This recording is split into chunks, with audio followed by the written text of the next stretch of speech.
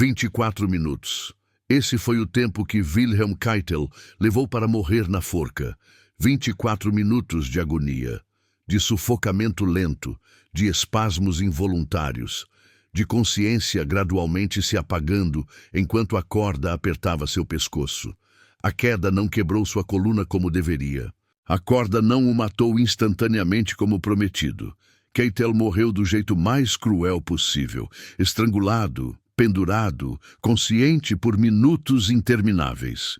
E dezenas de testemunhas assistiram cada segundo.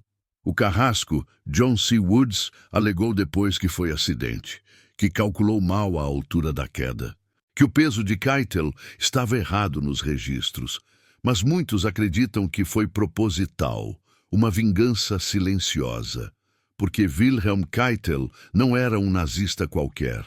Ele era o chefe do alto comando das Forças Armadas Alemãs, o General Feldmarschall, o homem que transformou o orgulhoso exército alemão em instrumento de genocídio, que assinou ordens autorizando execução de prisioneiros de guerra, que ordenou fuzilamento de reféns civis, que implementou as ordens mais cruéis de Hitler sem questionar uma única vez. Seus próprios colegas generais o desprezavam. Chamavam-no de Lacaitel, um trocadilho cruel combinando lacaio com seu sobrenome, porque Keitel nunca disse não a Hitler, nunca questionou, nunca hesitou, apenas obedecia, assinava, executava. Mas antes de subir os 13 degraus do cadafalso naquela madrugada de 16 de outubro de 1946, antes da corda ser ajustada ao redor de seu pescoço, Keitel teve sua última refeição: sopa aguada de legumes, pão preto duro, café frio. Ele comeu tudo, limpou o prato, como um soldado obediente até o fim, e nas últimas horas escreveu uma carta que revelaria algo surpreendente. Keitel finalmente questionou as ordens, tarde demais. Wilhelm Bodwin Johann Gustav Keitel nasceu em 22 de setembro de 1882, em Helmscherode, Baixa Saxônia. Família de fazendeiros prósperos. Nada de aristocracia militar prussiana, nada de linhagem de generais. Keitel era, essencialmente, um homem comum que chegou ao topo através de competência burocrática e obediência absoluta. Entrou no exército em 1901, serviu na Primeira Guerra Mundial como oficial de artilharia, ferido em combate em 1914. Nada de heroísmo espetacular, nada de condecorações impressionantes, apenas serviço sólido, confiável, disciplinado. Após a guerra, continuou no pequeno exército permitido pelo Tratado de Versalhes. Subiu lentamente na hierarquia, não por brilhantismo tático, não por carisma, mas por ser organizado, pontual, obediente, por fazer exatamente o que lhe mandavam, sem perguntas, sem hesitação. Em 1938, Hitler precisava de alguém para chefiar. O recém-criado Oberkommando der Wehrmacht, o alto comando das Forças Armadas, precisava de alguém que não questionaria, alguém que não teria ambições políticas próprias, alguém completamente leal. Keitel era perfeito.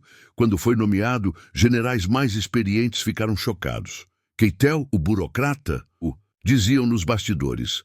O homem não tem espinha dorsal. Estavam certos, e foi exatamente por isso que Hitler o escolheu. De 1938 a 1945, Keitel foi o segundo oficial militar mais poderoso da Alemanha, no papel. Na prática, era um carimbador de ordens de Hitler. Quando outros generais argumentavam, Keitel concordava. Quando outros generais questionavam planos militares insanos, Keitel aplaudia. Quando Hitler exigia atrocidades que violavam todas as leis da guerra, Keitel assinava sem piscar. Seus colegas o desprezavam abertamente. O general Feldmarschall Gerd von Rundstedt disse depois da guerra: Keitel tinha a mente de um carregador de malas de cinema. O general Alfred Jodl, seu próprio subordinado direto, o chamava de homem de palha. Até Hermann Göring, que não era exatamente exemplo de coragem moral, zombava de Keitel como o homem-sim do Führer. mas o apelido que pegou foi Lacaitel, Lacaio Plais Keitel, o general que transformou o cargo mais alto do exército alemão em serviço de secretariado glorificado para um ditador genocida. Mas ser lacaio de Hitler tinha um preço, e Keitel pagaria esse preço com a própria vida. Mas antes de entender sua morte, você precisa saber exatamente o que esse lacaio assinou. Se você está acompanhando a série A Última Ceia, se inscreve no canal agora. Toda semana uma nova história dos últimos momentos dos criminosos mais perigosos da história. Ativa o sininho para não perder. 4 de setembro de 1939, 4 dias após a invasão da Polônia. Keitel assinou sua primeira ordem genocida, autorização para que a SS e a Gestapo operassem livremente nas áreas conquistadas. Operações especiais de segurança era o eufemismo. Na prática significava fuzilamento em massa de civis, de intelectuais poloneses, de judeus, de qualquer um considerado inimigo do Reich. O exército alemão deveria não interferir. Keitel assinou, sem questionar. Maio de 1940, campanha da França. Keitel assinou a Ordem dos Comissários. Essa ordem especificava que comissários políticos soviéticos capturados não deveriam ser tratados como prisioneiros de guerra, deveriam ser eliminados imediatamente. Fuzilamento sumário, sem julgamento, sem processo, apenas uma bala na nuca. Isso violava diretamente a Convenção de Genebra. Keitel sabia, assinou mesmo assim. Julho de 1941, Operação Barbarossa contra a União Soviética. Keitel assinou o Decreto Barbarossa. Essa ordem suspendia todas as proteções legais para civis soviéticos. Autorizava fuzilamento de reféns. Autorizava a destruição de aldeias inteiras como retaliação. Autorizava que soldados alemães cometessem qualquer crime contra civis sem serem processados. O texto dizia literalmente: ações criminosas contra a população civil por membros da Wehrmacht não serão processadas. Carta branca para atrocidades. Keitel assinou, setembro de 1941, a Ordem Nacht und Nebel, noite e névoa. Essa ordem determinava que resistentes capturados na Europa Ocidental não seriam julgados, não seriam informados de suas acusações, simplesmente desapareceriam. Noite e névoa desvaneceriam como neblina. Seriam levados para a Alemanha e executados em segredo. Famílias nunca saberiam o que aconteceu. Milhares desapareceram assim. Keitel assinou, outubro de 1941, ordem de retaliação contra partisãs. Para cada soldado alemão morto por resistência, 50 a 100 reféns civis deveriam ser fuzilados. Mulheres, crianças, idosos, não importava. Em algumas regiões da Iugoslávia e União Soviética, aldeias inteiras foram exterminadas sob essa ordem. Keitel assinou, dezembro de 1941, a Ordem Keitel. Sim, fome, doença, execução, trabalho escravo, tudo autorizado pela assinatura de Keitel. E durante todo esse tempo, cada vez que um general tentava argumentar, cada vez que alguém questionava a legalidade, cada vez que oficiais da velha guarda prussiana tentavam defender algum código de honra militar, Keitel os silenciava em nome de Hitler. O Führer ordenou: não cabe a nós questionar. Estamos em guerra total.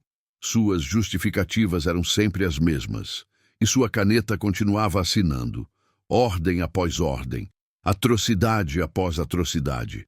Mas em maio de 1945, quando o Reich finalmente caiu, quando Hitler estava morto e Berlim em ruínas, quando tudo estava perdido, Keitel finalmente teve que enfrentar as consequências de cada assinatura.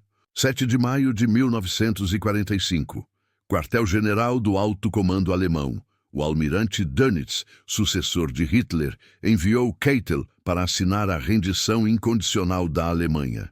Keitel chegou ao quartel-general aliado em Reims, França, em uniforme completo, todas as medalhas, bastão de marechal de campo. como se ainda representasse uma nação poderosa, como se ainda tivesse autoridade. Os oficiais aliados o trataram com frieza cortês. Keitel assinou os documentos de rendição. E então, pela primeira vez em 7 anos, assinou algo que não vinha de Hitler. Assinou a própria derrota. Dias depois foi preso, interrogado. Inicialmente, Keitel manteve a postura militar. Respondeu perguntas formalmente.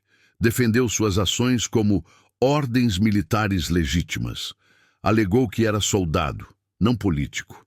Mas, quando os interrogadores começaram a mostrar os documentos, as ordens com sua assinatura, os números de mortos, as evidências fotográficas das atrocidades cometidas sob suas ordens, Keitel começou a desmoronar.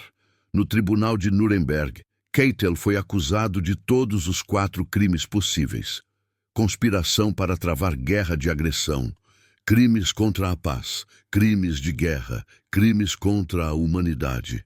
Durante o julgamento, ele sentou no banco dos réus em uniforme, sem insígnias nazistas removidas pelos aliados. Tentou manter dignidade militar. Postura ereta, queixo erguido, mas quando as evidências eram apresentadas, quando documentos com sua assinatura eram lidos em voz alta, quando testemunhas descreviam massacres autorizados por suas ordens, Keitel baixava a cabeça. Sua defesa foi a mesma de sempre. Eu era soldado, seguia ordens, não tinha escolha. Os promotores desmontaram isso metodicamente. Mostraram que outros generais haviam se recusado a cumprir ordens ilegais. E não foram executados por isso. Mostraram que Keitel tinha poder para questionar, para argumentar, para pelo menos protestar. Ele escolheu não fazer nada disso. Escolheu obedecer. Sempre. Em 1º de outubro de 1946, veio o veredicto. Culpado em todas as 4 acusações. Sentença: morte por enforcamento. Keitel ficou branco. Pediu para ser fuzilado como soldado, como oficial. A morte por enforcamento era para criminosos, não para militares. O tribunal negou. Seria enforcamento, como todos os outros criminosos de guerra. A história da execução de Keitel é brutal. Se você quer entender o que acontece quando a justiça encontra a vingança, continua comigo. E se você está curtindo, deixa um like. Ajuda muito o canal. 15 de outubro de 1946, véspera da execução.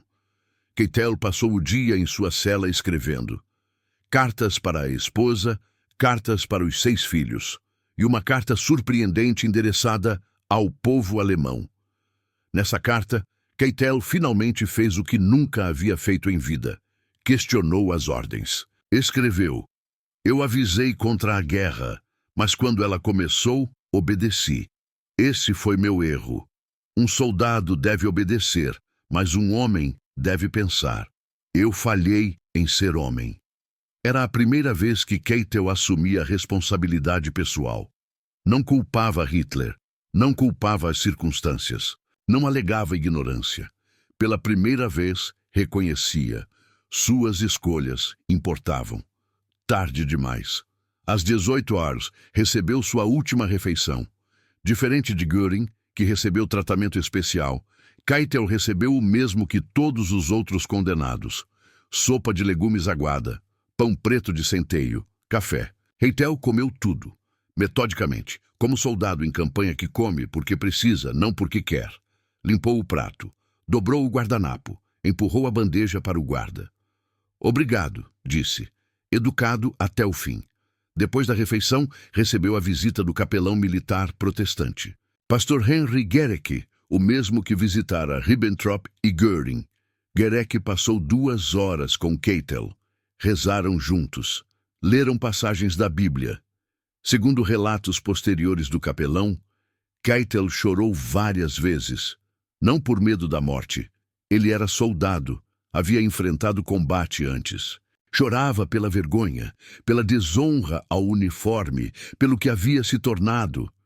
Eu era oficial prussiano, disse a Gerecke entre lágrimas. Nós tínhamos código de honra e eu traí tudo isso. Às 22 o capelão se despediu. Keitel agradeceu. Ficou sozinho nas últimas horas. Os guardas observavam pela abertura da porta a cada 15 minutos. Keitel estava sempre sentado na borda da cama. Postura militar, mãos nos joelhos, olhando para a parede.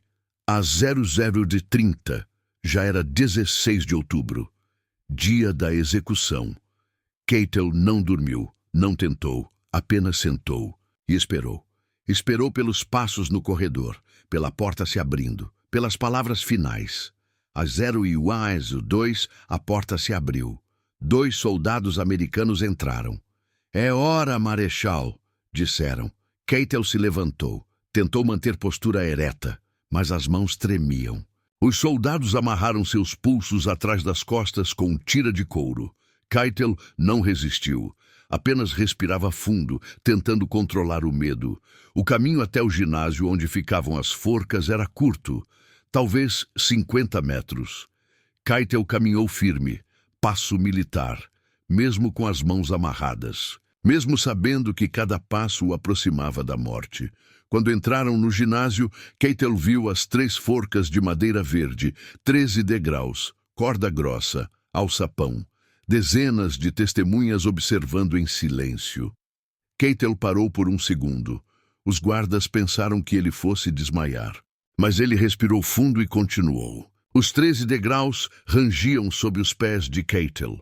Ele subiu devagar, cada degrau uma eternidade. Quando chegou à plataforma, virou-se de frente para as testemunhas. Oficiais americanos, britânicos, franceses, soviéticos, jornalistas, o médico, todos o observando. O coronel Burton Andrews. "Comandante da prisão?", perguntou seu nome. "Wilhelm Keitel", respondeu. A voz firme, mas rouca. Depois perguntaram se tinha algo a dizer. Keitel ergueu a cabeça e gritou. Não falou. Gritou, "Eu chamo a Deus Todo-Poderoso como testemunha do que vou dizer." Pausa dramática. Respiração profunda. Mais de 2 milhões de soldados alemães foram para a morte por minha causa. Eu sigo agora meus filhos. Ele estava chorando, lágrimas descendo pelo rosto. Tudo pela Alemanha. O capuz negro foi colocado sobre sua cabeça. Keitel estava soluçando agora. O corpo tremendo, a corda foi ajustada ao redor do pescoço. O carrasco John C. Woods verificou o nó, ajustou a posição. E às 01:15 da madrugada de 16 de outubro de 1946, o alçapão se abriu. O corpo de Wilhelm Keitel caiu. Mas algo deu errado. A queda não foi longa o suficiente. O pescoço não quebrou. A morte não foi instantânea. Keitel ficou pendurado, estrangulando. O corpo se contorcia. As pernas chutavam o ar involuntariamente. Sons abafados vinham de dentro do capuz. Testemunhas relataram depois que ouviram gemidos, grunhidos, sons de sufocamento. O médico observava com cronômetro. 1 minuto. Keitel ainda se mexia. 5 minutos. Os movimentos ficaram mais fracos. 10 minutos. Apenas espasmos ocasionais. 15 minutos. O corpo ainda balançava levemente. 20 minutos. Finalmente parou. Mas o coração ainda batia. Só aos 24 minutos, o médico verificou e confirmou. Wilhelm Keitel estava morto. 24 minutos de agonia, de consciência gradualmente se apagando, de sufocamento lento. Foi a execução mais longa daquela noite, a mais dolorosa. Alguns historiadores acreditam que Woods, o carrasco, fez de propósito, que calculou mal a queda intencionalmente, como vingança pelo que Keitel havia feito. Woods nunca admitiu. Disse que foi erro de cálculo baseado em peso incorreto nos registros. Mas muitos duvidaram, especialmente porque ele era carrasco experiente. Tinha executado centenas de pessoas. Sabia exatamente como fazer mortes rápidas e sabia como fazer mortes lentas. Keitel foi o terceiro a ser enforcado naquela noite. Ribbentrop fora o primeiro. Julius Streicher o segundo. Depois de Keitel, viriam mais 7. Todos os 10 tiveram mortes relativamente rápidas. Entre 2 e 8 minutos. Só Keitel levou 24. Coincidência? Talvez. Ou talvez tenha sido exatamente o que ele merecia. Uma morte lenta, dolorosa, consciente. Ele havia ordenado milhares de fuzilamentos sumários, milhares de enforcamentos de partisãs, milhares de execuções sem julgamento. Agora ele experimentava o que tantos haviam sentido sob suas ordens, a agonia de saber que a morte está vindo e não poder fazer nada para impedi-la. Após a execução, o corpo de Keitel foi fotografado como prova. A foto mostra o rosto inchado, roxo, a língua para fora. Sinais de estrangulamento lento.